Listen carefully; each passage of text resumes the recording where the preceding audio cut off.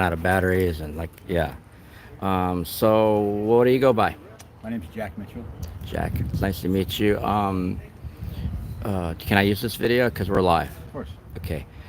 You were telling me the story about what's going on with Endeavor and Austin Area Urban League. Right. I don't really know about too much about Endeavor, except for rumor. But Austin Area Urban League is an organization that runs a place called Southbridge, and it's transitional housing basically. It's a shelter for homeless to go into before they get housing through the city. And apparently they ran out of money. Because they come telling us that we have to pay our rent after 3 months. Being on the streets for 6 years, after 3 months of being in an apartment, they're telling us we have to pay our own rent because they don't have the money. Mm-hmm. So under contract or lease agreement, we only have to pay 10%, and that's what we're going to do. We're not going to pay any more than 10%. But then you said it ratchets it up every month, 5%. After the third month, it's 10% for the fourth month, and then it goes up 5% every month after that. So until you're eventually paying your own rent. Yeah, like 20 months, we're going to be full rent. Right. Which, how much is full rent here? I believe it's right around $1,200. Well, it's still a little low for Austin. Not You're bad. going to be able to come up with $1,200 a month? Right now? No, like in Oh, yeah. 20 months, you think? I will be able to. Think everyone will be able I don't to? think so. So they'll go back on the streets. Yeah. You were telling me that that these groups ran out of money for the housing program, but they're still paying themselves. Apparently, from what the rumor is now, it's just a rumor that there was some kind of embezzlement or something. They shouldn't have run out of money. They have plenty of money. Mm-hmm. Like how much do you think they had? Was it in the news? I think it is. I'm not sure on the exact numbers. 100 million? A lot. Wow. A lot. You went right through it. Yeah, went right through it, and they picked up. I was one of the people they picked up out of what they call Camp 13. It was down on Barton Springs, right before. I'm sorry, Lamar, right before Barton Springs, right before you go down the hill. There's a road to the right. It goes both ways. It goes down to The railroad tracks? Yeah, the railroad tracks. Okay. And there were 72 of us they got at one time, which is the largest homeless move they've ever done. Mm-hmm. And I'm one of the graduates of Southbridge. So they put you up at Southbridge for a while? Yes. How long were you there? I think I was there over 3 months, a little over 3 months. 3 months, and then they put you here. Yeah. So it worked that time, because a lot of people are getting kicked right back out in the streets. Yeah. And they're searching people at Southbridge.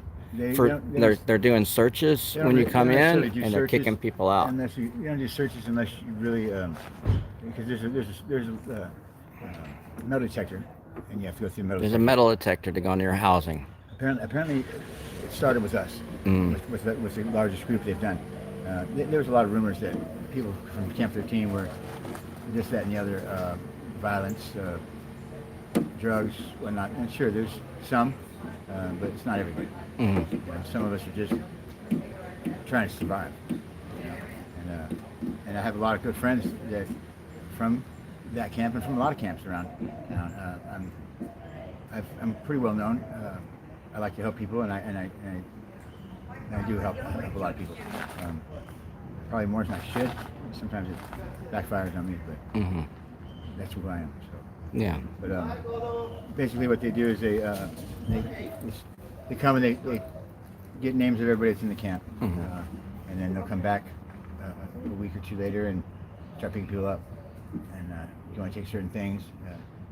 With us, they told us we could stuff we could take in, and it was all authorized, and I'd get in my room, and then they came back up with us saying we could only have one tote and your locker that's on the wall, and everything else had to go. And a lot of people didn't like that. Can you have a dog? You can have a dog. It's Okay. one dog. I think it's one per person. Can you have your partner in there with you? Yeah. Okay. You can. They have to be on the list at the same time that you get on the list. So with me, it wasn't like that. My girl I was with was visiting family out of state. And when she came back, it was too late to get her on the list. She came back a couple days before they picked us up, and they wouldn't let her in. Yeah, a lot of people they wouldn't let in. A lot of people have been complaining about that. So different people from different races, different ages have said the other people are getting like the young people are getting the places. The old people are left out to die. Only this person's getting it. We're not. So by selectively letting some people get housing and some people not, they're creating dissension among the streets. Like we hate each other, Yeah, and the thing is, and they're breaking up the community. the thing is, they're not communicating well the type of people that they're bringing in.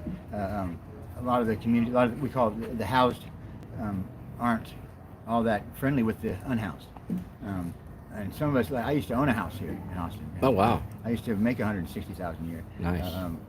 But what happened with me was personal things with my wife, whatever, and I went downhill a little bit because she took my kid and took off. A lot of stress. But yeah, there's a lot of stress. I've got, a lot of past history of Life-changing child abuse stress. and sexual abuse and all kinds of stuff. And technically should have been probably twisted and not very functional, but I've been functional. Yeah. But not a lot. You of survived. People, not a lot of people. Some people aren't. Yeah. They get treated a certain way, or they get abused a certain way, and they can't deal with it, and they go to drugs or whatever. Suicide. Violence, however they can deal with it. A lot of things And can happen. Dissociative disorders. And they're not really giving people anything but medication. I mean, Yeah, that's it. they do a quick diagnosis, stuff full of pills, and You're outta here. they need to function. And Yeah. it's not the way. And then the cops come and take your tent and with your medications, and then they say that you're That's a you're whole crazy nother out story. there. Many times they don't. They just come and take everything you got, and they don't care that we're human beings too. Have you been swept? Like, have you been through that? Many times. Lost everything I had. Is that why you went into the bridge housing, because of the Well, sweeps? I went to Southbridge because I used to run a place called Ground Zero. Yeah, I know Ground Zero. So Ground Zero was That was just right down the tracks. right, yeah, exactly. Barton Springs and Riverside, Brighton Springs and Lamar. But there's a lot of rumors about Ground Zero being violence and major drug use, and there was certain people that sure did that. But when I got there, me and a friend of mine tried to straighten the place up, and it's hard to do if you're coming into the situation well behind, trash and whatnot. But so what happened to us was that when I guess the government came in and shut them down, shut down Ground Zero, and I was there. I filmed it. Yeah. I was incarcerated. I got 2 days out after that for attempted unauthorized use of a motor vehicle. I bought a scooter from somebody, and it was stolen, and I didn't know.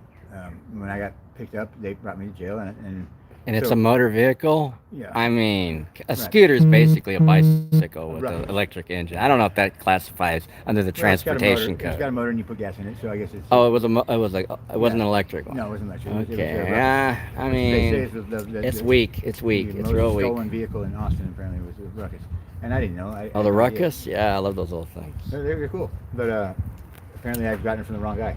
But Yeah. so I was in jail when I got out 2 days after they'd cleaned out Ground Zero. I didn't get housing, and everybody else did. And, You didn't make the list. Did you? Right. How'd I didn't that make the feel? list. Did It you felt have any like- abandonment issues? They felt like crap. Everything I owned, I lost because I went to Yeah. jail, and people just came in and split it up. Did the city compensate you? No, They didn't say, "Hey, where's some money because we know you lost some stuff." no, they didn't compensate me. They didn't try to get me into housing. They didn't help me at all. Did it help you get up or help you get down? Did it help you up or did it set you back? It set me back big time. Right. I it feel like definitely didn't don't you feel like they should owe people they steal stuff from, like under property help. rights? To me, it's criminal. It's worse than what they say we're doing. Mhm. They come in and they sweep a camp or sweep people out of their tents or whatever, and don't leave them anything. They tell them get up and get out, and they take everything. I mean, clothes, toiletries, Medicine, food, medicine. people's urns with their mom in it. I talked to a guy Medicine. yesterday. His I've mom's lost- urn's gone. I've lost all of my kids' pictures,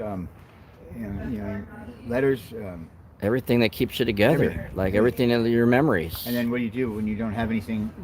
You have to figure out how to get it back and get something back. Get something. And some people steal, some people You know, it's hard to get a job when you don't have a place to live and Or you an don't have ID, clothes. No, iPhone. even if you have ID, you can't shower every day. You got shower. You know, you don't have front teeth. Yeah, you can't be working in a restaurant when you smell, right? I Yeah, mean, who you wants to know. smile at anybody when you don't have front teeth? You know, the confidence level for most of the people is in the toilet because their appearance is not. I mean, you don't get dental here. You know, I mean, And there's not- such a stigma, like a social stigma on being poor in Austin because they're so rich and they say so now- privileged. I hear it all the time. They say now if you're wearing a backpack, you're homeless. Yeah. What about a student? What about South by Southwest? When these tourists are here, there's lots of times when it's hard to tell who's the tourist or student and who's the person they're targeting. Yeah, I'll tell you. Most of the time, nobody could tell I was homeless. 'Cause Yeah, me too. I dress. Uh, I go to the rec center, go to Big Stacy, get my showers, right? I go to clothing donation, wherever I can get clothes, I get clothes. That's a lot of work. Yeah. And not everybody can do that work, right? Not everybody. Some people are a little Most people thrown can't. off. Most people And can't. Most people they can't aren't struggle. all together mentally, and if they have to do 2 or 3 things at one time, it's just not going to happen. For real. You know what I mean? And they don't put any priority on anybody because of how their mental capacity is or how old they are. I'm 51. Okay. And, I got 4 kids. You know, my whole family's in California. I was here. I lived in Smithville for like 9 years, and I lived in Bastrop for a couple of years, and I was housed. But since the pandemic hit, I didn't have a place, and my whole family was gone, so I had nothing. I mean, really, literally. Government nothing. shutdown. So I moved into Ground Zero where I had a couple of friends, and within the first month, they did a sweep through Ground Zero and took all my stuff, you know, and I had nothing. So Did you hear about Cowboy and his dog? They shot his dog. APD shot his dog up I there. had a friend. And I lost track of Cowboy. I also, and that's a sad story too. I mean, They shot my dog too when I was on the streets. I had a friend, Joe Dirt. Not the Joe Dirt. That's his nickname, Joe Dirt. He Okay. lived on East South Side.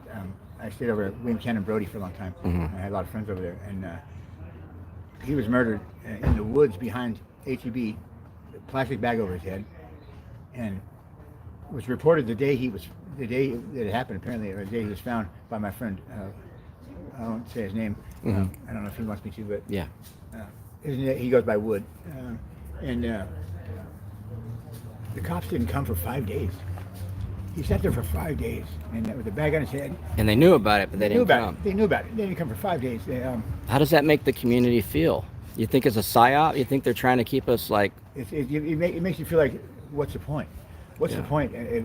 Protect and serve my ass.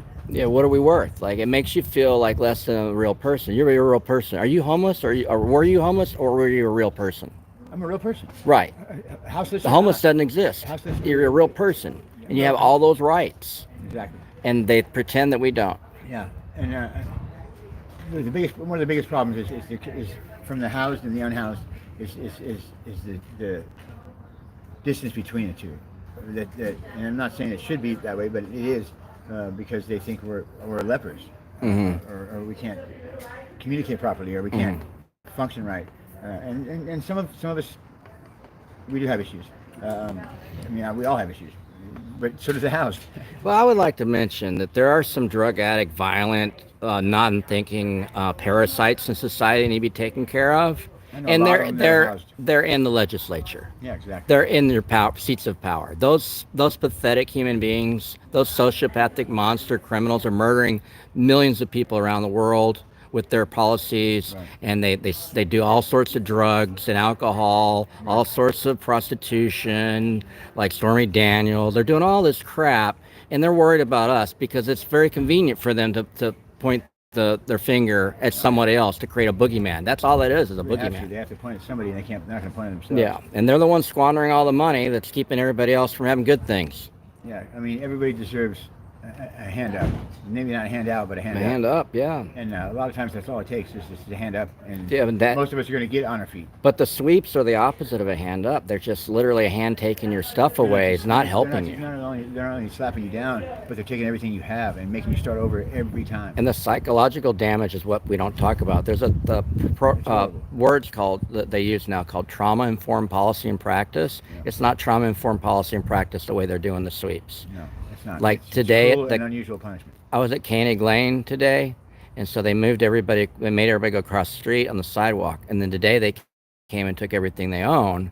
There was no 72-hour notice. People are like, they're like totally. They just got almost of their stuff taken. What they could carry, they took across the street. Then the city came and took everything in the first thing in the morning. A bando, what we call it. A bando, yeah, is what they said. Storage units right behind Pete Terry's down the street. Yeah, that's it. And they literally just push everybody out. Other stuff's still in there. There's and they board it all music up. studios, there's tools, there's bicycles.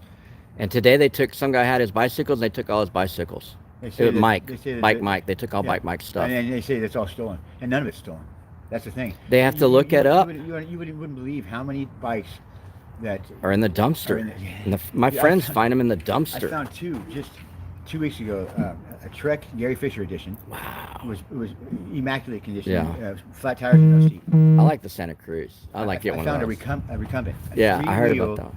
Yeah. I have it upstairs. Was it broken, or did they just throw it away? So there was one time I was at Barton Springs, the Barking Springs side, and I was in my car about to leave, or hanging out in my car or something, and there's somebody pulled up that came up with their bike and to their little car, and they like a little station wagon. They tried to get their bike in there, and they got pissed off and chucked the whole bike on the ground and drove off.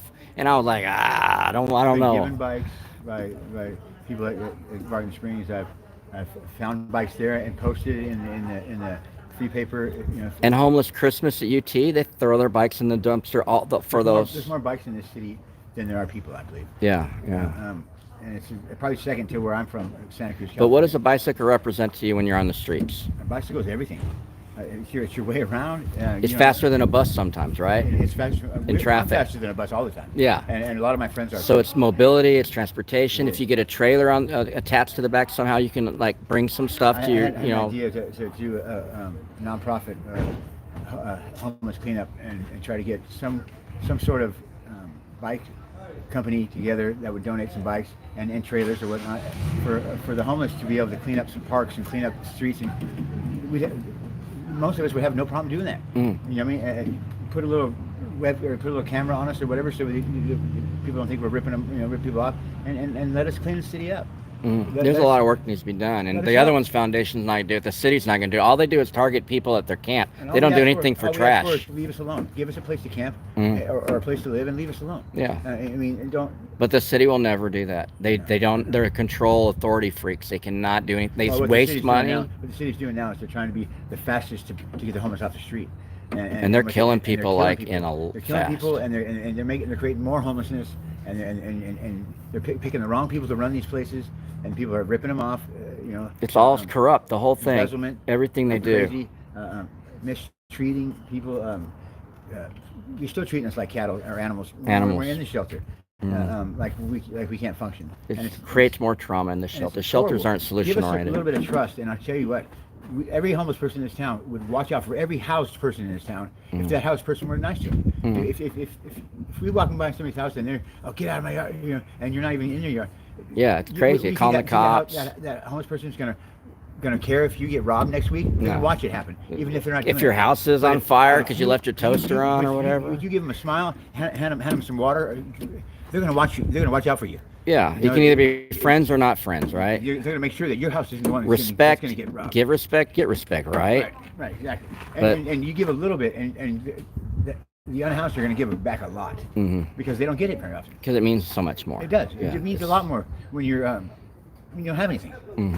Than if you have everything you need. And I'm telling you what, now most of us out there that are unhoused are happier than the ones that are housed, even if we're on the street. Because you know what, we aren't living in the Matrix. Yeah, exactly. We're not run by the government necessarily. We're not run by big businesses. We're not run by people that don't care. We're run by other homeless or other unhoused that care. Yeah, there's a mutual aid fabric to. Not everybody gets along. Yeah, but not everybody cares about other people, but a lot of people do. 72 of us came from Camp 13, and I guarantee you, I knew 60 of them. There was probably a dozen of them that came from other parts of the town just to get on that list that I didn't know. But everybody looks out for everybody.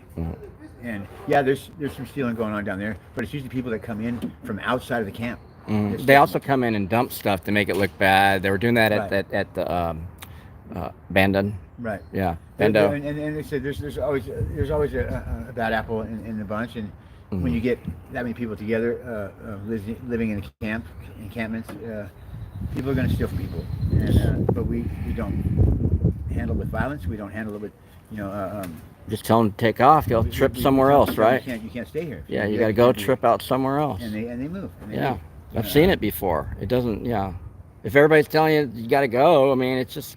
We believe in the innocent until proven guilty. Yeah. Unlike the officers, unlike the cops, unlike the city, they don't. If it was, they wouldn't put us in jail anybody in jail before you went to court. Unless you're caught red-handed with something. Why? No If evidence. one person says you did this and then you go to jail. Yeah, he said, she said, but yeah. Anyway, so I want to get back to something that's important that makes me sad and want to cry.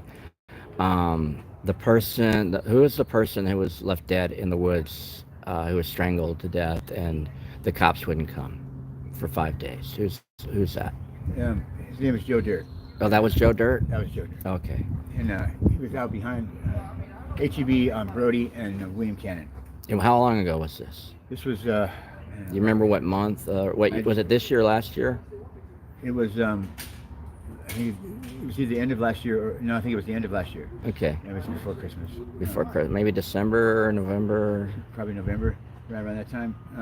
There's a lot of us that stay out that area too, because there's some good food banks out there. There's good people out there, and it was like everywhere.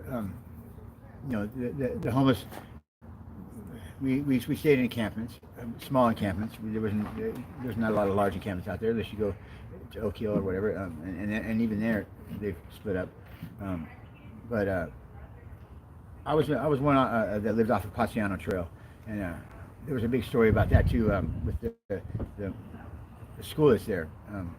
It's a Montessori school, or right next to the church, and they were blaming the homeless for everything that happened. The boogeyman. Yeah. Somebody's car broken into the homeless. The school got broken into. It's the homeless people that live next to us, and it wasn't us. It's usually teenagers. It wasn't us. We watched out for that school. We watched out for that church. Teenagers break into schools. Right, because we live there, and if you're going to break into a school, you're breaking a school across town, not bring attention to yourselves, right? If you're going to break in anywhere, I would hope you don't. But if you're going to break in anywhere, it's not in your. You don't. You're right. You don't do it in your own backyard. Yeah, you're right. As the saying goes. I'm sure everybody knows the saying. So Joe Dirt, tell me more about what was he like? How long did you know him? Like, tell me about Joe Dirt, if you can. Yeah, I've known Joe 6-7 years. He's a good guy. He had his moments, just like everybody. He has kind of a hot head sometimes, but he didn't deserve what he got. And then that was, and I don't know how it happened, who did it. I don't think anybody knows that I know. Because it wasn't investigated. Right, because it wasn't investigated, right? And they didn't come out there. The cops didn't come out there for 5 days because they didn't want to investigate it. They don't investigate homeless deaths. They're either, what I'm seeing is they're either calling them a suicide or they're calling natural causes. I think they say or overdose, which is he had a plastic bag with it. How do you overdose with a plastic bag? They just say that. They just the medical examiner's corrupt. Just another corrupt one. When we call for help for the police, they don't show up. I don't care what it is. People, but if someone calls the police on you, they show up. Yeah, I've saved over 24 people dying from fentanyl. With Narcan or Narcan. Okay. And so it works on fentanyl. Only one time did the police show up, and every other time it was just ambulance and firefighters. Cops don't show up. They don't care. I'm not saying they don't care. They have bigger fish to fry. They have more important things to do. They're sweeping camps, dragging people out of their tents by their feet in their sleep. Every one of them. It's probably some not. of them are. Some of there are a lot of good people in law enforcement, but there's a blanket. I guess. Thin blue line. Yeah. If they're homeless people, then we just leave them alone. Yeah. We're not gonna. They went to war. A lot of these cops went to war. They came back not deprogrammed, and they think that people of color and people that are poor on the streets, that they've been given carte blanche, that they're enemy combatants, that they're illegals. But it's not true. And a lot of people that become police officers are picked on, are bullied when they're kids, and they're just trying to get back, and they're bullying us. They're bullying trying to get strength and power. They're attracted to power. Right. And I don't bully. I don't like bullies. I don't bully anybody. Yeah. I don't stand for anybody getting bullied. I bully bullies. I'm gonna be honest with you. I don't even. I expose them. Yeah. But I don't. I try not to bully anybody. But I call them out because usually they're just that's bluffing. what else can you do? Yeah, that's it's just free speech. They're a bunch of hot air. Yeah. Did you want to say anything else? I just would like for the housed community to know that the unhoused aren't all bad people, and get to know a couple. Mm-hmm. And you see you'll have loyal people that will watch your back. Will look out for you. Will help you out whenever you need it. They're not.